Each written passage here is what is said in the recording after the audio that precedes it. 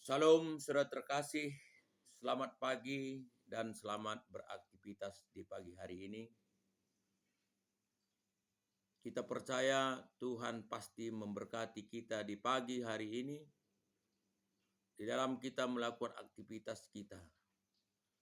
Karena kasih Tuhan itu yang diberikan kepada saudara dan saya boleh kita nikmati sesuai dengan kehendak Tuhan. Mari saudaraku, di pagi hari ini kita belajar firman Tuhan. Tapi sebelumnya, mari kita bersatu di dalam doa. Segala puji, syukur, hormat, kemuliaan hanya kepadamu Tuhan Yesus yang baik. Di pagi hari ini Tuhan kami tinggikan, agungkan, muliakan nama-Mu. Karena kami terus melihat, merasakan kebaikan kemurahan Tuhan dalam kehidupan kami. Sehingga pagi hari ini Tuhan kami boleh, Tuhan izinkan kami melakukan aktivitas kami. Terutama Tuhan memuji, memuliakan nama-Mu dan mendengarkan firman-Mu sebagai kekuatan dalam hidup kami. Terima kasih Bapa yang baik. Dan kami juga bersyukur atas apa yang boleh kami nikmati di pagi hari. Dalam nama Yesus Kristus kami berdoa. Haleluya. Haleluya. Mari kita bersama-sama katakan amin. Saudara terkasih dalam nama Yesus Kristus. Nas renungan kita di pagi hari ini, saudara kekasih, terambil dari Yohanes 4 ayat 34. Tema kita adalah berdoa. Berdoa adalah alat komunikasi kita untuk menyampaikan sesuatu kepada Tuhan. Berdoa berarti kita menyampaikan segala sesuatu apa yang kita inginkan kepada Tuhan. Berdoa yang kita sampaikan berarti doa kita telah diketahui oleh Tuhan. Yang kedua, berdoa menurut kehendak Tuhan yang harus kita lakukan dalam kehidupan kita. Ada 3 yang harus kita lakukan dalam keseharian. Memang banyak doa-doa yang dikehendaki Tuhan, tapi mari kita belajar di pagi hari ini. Berdoa itu ada 3 yang kita lakukan dalam kehidupan kita, yang kita pelajari di pagi hari ini, saudara kekasih. Yang pertama, kita berdoa berarti kita telah menghubungkan kembali hubungan kita dengan Tuhan yang selama ini tidak baik atau terputus secara rohani. Maka lewat doa yang kita lakukan 24 jam, saudara kekasih, pagi, siang, dan sore, atau doa kita lakukan waktu pagi, siang, dan sore, sewaktu makan, sewaktu beraktivitas, berarti kita telah berusaha, berarti kita telah mengerjakan bagian kita untuk memulihkan hubungan kita dengan Tuhan, untuk menyampaikan segala sesuatu kepada Tuhan. Memang tidak cukup, saudara kekasih, lewat doa berarti kita memulihkan hubungan. Banyak hal yang harus kita lakukan. Kita buka pintu hati kita, biarkan Tuhan masuk, Tuhan kuduskan, itu juga sebagai persyaratan untuk memulihkan hubungan kita yang selama ini mati secara rohani, lewat doa yang kita lakukan berarti kita telah berusaha, telah melakukan, memperbaiki hubungan kita kepada Tuhan secara rohani, saudara terkasih. Kita lihat contoh-contoh atau fakta-fakta realita kehidupan orang-orang percaya, saudara terkasih. Dia agama Kristen, dia bergereja, dia mengikuti Komsel, PJJ, dan lain sebagainya, saudara terkasih. Tetapi di dalam doa mereka tidak berusaha untuk memperbaiki hubungan yang mati secara rohani, sehingga doa-doa mereka belum dijawab Tuhan. Bukan saja dengan berdoa kita memulihkan hubungan kita yang mati secara rohani. Banyak, saudaraku. Tapi salah satu itu berdoa. Maka lewat doa yang kita lakukan, berarti kita telah melakukan perbaikan hubungan mati secara rohani. Itu yang kita lakukan dalam keseharian kita sebagai orang percaya. Maka lewat berdoa kita, berdoa tak jemu-jemu, berdoa senantiasa, berarti itulah salah satu upaya kita atau mengerjakan bagian kita seperti Rasul Paulus katakan di dalam Roma 8 ayat 13. Untuk memulihkan, untuk memperbaiki hubungan kita dengan Tuhan yang mati secara rohani. Ada bagian Tuhan, ada bagian kita yang harus kita kerjakan supaya hubungan itu boleh berjalan dengan baik, supaya hubungan yang mati secara rohani boleh dipulihkan Tuhan dengan kasih Tuhan terhadap apa yang kita lakukan di dalam kehidupan kita. Seperti Rasul Paulus katakan di dalam Ibrani 12 ayat 14. Kejarlah kekudusan.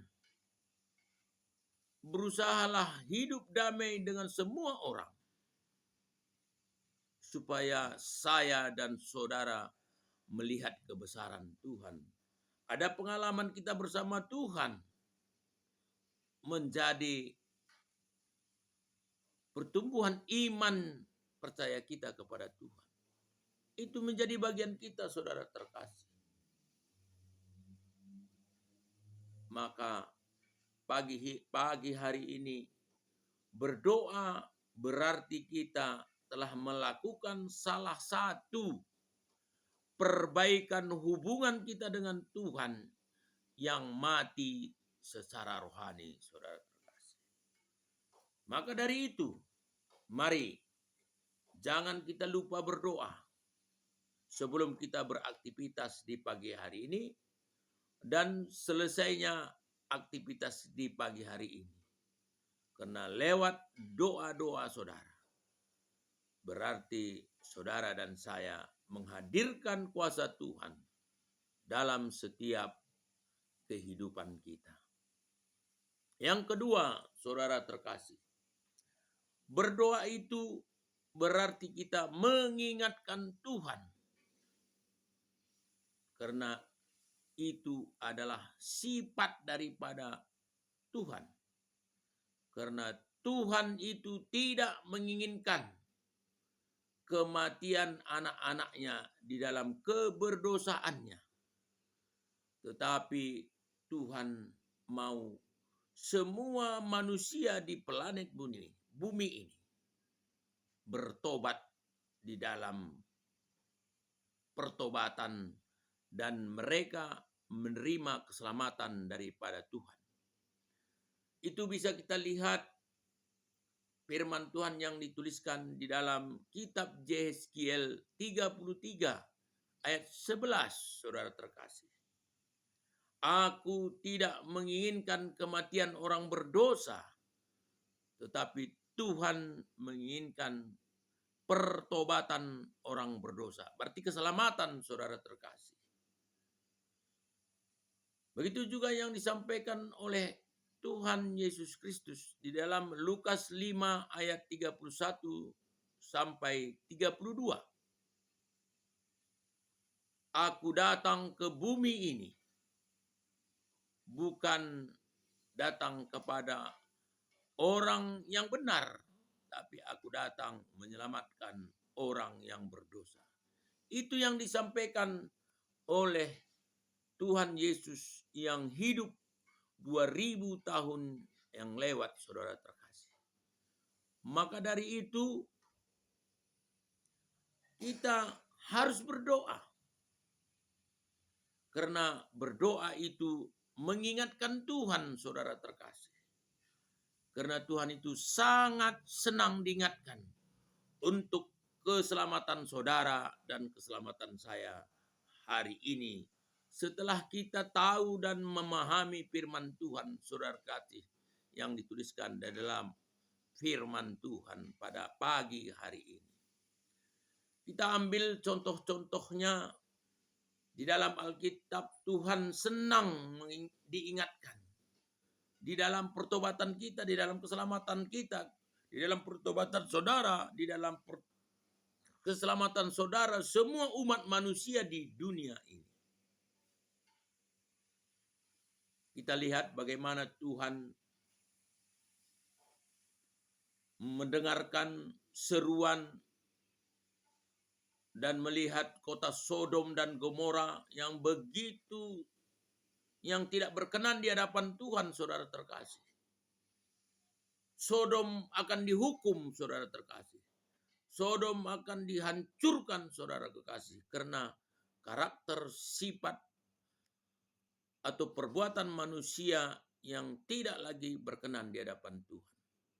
Tetapi Tuhan senang diingatkan. Bukan berarti Tuhan itu Tuhan pelupa. Bukan, saudara kasih. Bukan berarti Tuhan itu tidak mengetahui kota Sodom dan Gomora itu berapa orang yang berdosa, berapa orang yang tidak berdosa, saudara kasih. Tetapi Tuhan senang diingatkan. Maka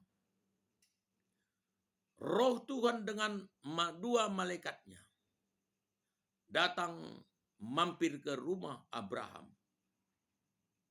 Berperkara dengan Abraham.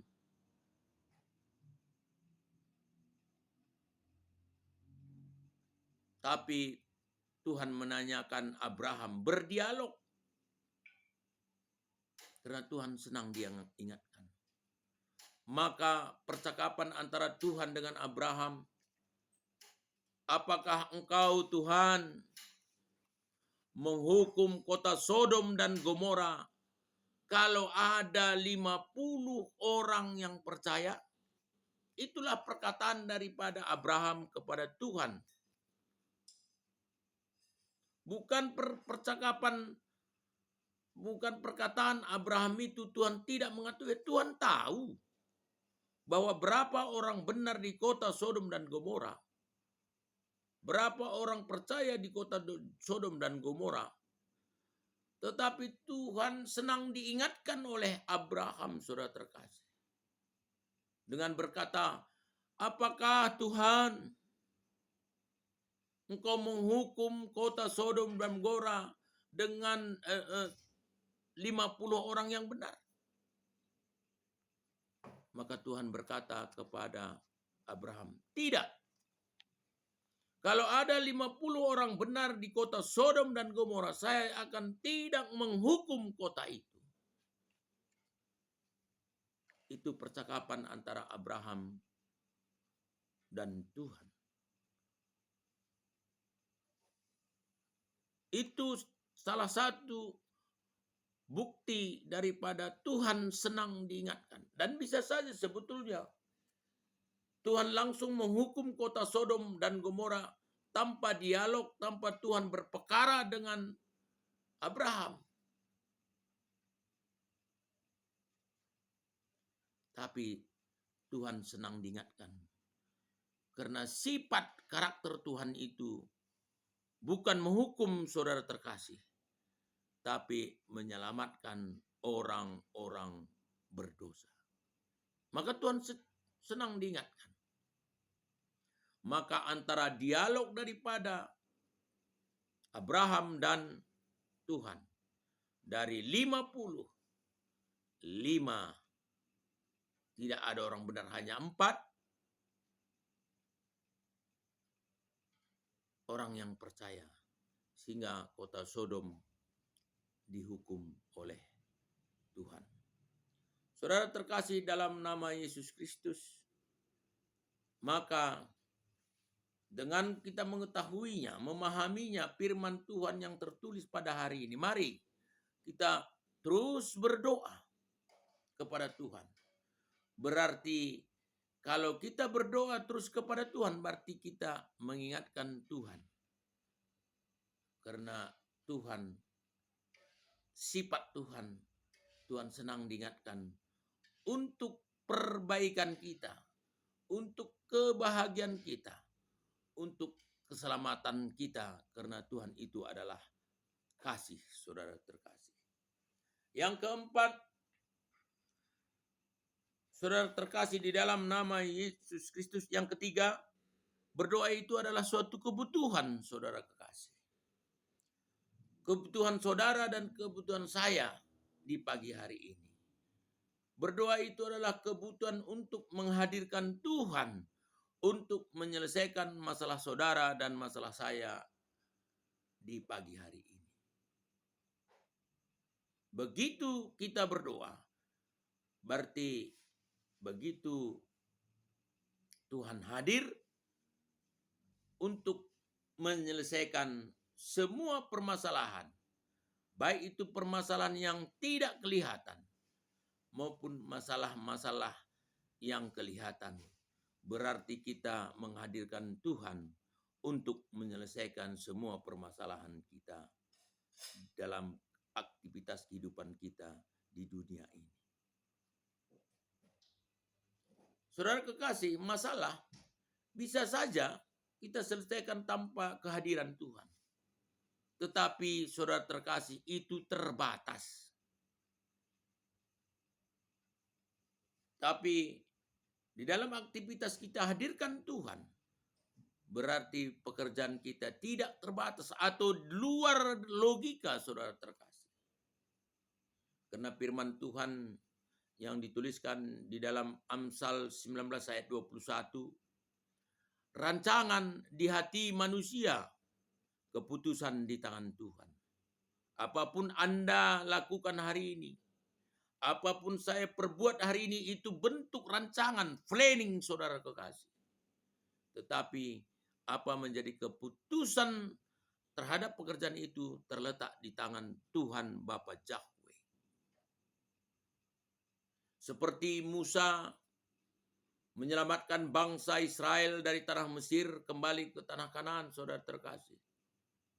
Bagaimana Musa bisa menyeberangi lautan dengan bangsa Israel.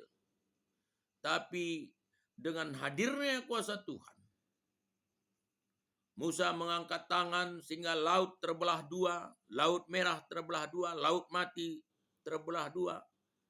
Sehingga bangsa Israel dan Musa boleh menyeberang. Itu pekerjaan Tuhan yang di luar logika manusia. Bagaimana bisa laut terbelah? Itu karena kehadiran kuasa dan otoritas dalam setiap permasalahan kehidupan kita. Maka di dalam Keluaran 14 ayat 14, Tuhan yang berperang melawan musuh-musuh kita, baik musuh kita yang tidak kelihatan maupun musuh kita yang kelihatan. Kehadiran Tuhan dan kita sama-sama menyelesaikan permasalahan kita menurut kehendak Tuhan, bukan kehendak kita. Kapan itu bisa terjadi? Tunggu waktu Tuhan, bukan waktu kita. Yang penting kita antri di dalam Tuhan untuk menyelesaikan masalah saudara dan saya di pagi hari ini. Inilah firman Tuhan yang boleh kita sampaikan di pagi hari ini. Mari kita terus berdoa kepada Tuhan, karena doa itu alat komunikasi kita dengan Tuhan, alat percakapan kita dengan Tuhan, menyampaikan segala sesuatu kepada Tuhan. Pertama, seperti yang kita telah dengar pagi hari ini, mengembalikan hubungan kita yang tidak baik atau mati secara rohani. Yang kedua, berdoa itu adalah mengingatkan Tuhan, karena itu adalah sifat Tuhan. Yang ketiga, berdoa itu adalah menjadi kebutuhan saudara dan saya di pagi hari ini, supaya Tuhan berperang melawan musuh-musuh kita. Musuh kita yang tidak kelihatan, musuh kita yang kelihatan, Tuhan dapat melakukan sesuai dengan kehendak-Nya. Tuhan Yesus memberkati. Amin. Mari kita bersatu dalam doa. Terima kasih Tuhan atas kebenaran firman-Mu di pagi hari ini.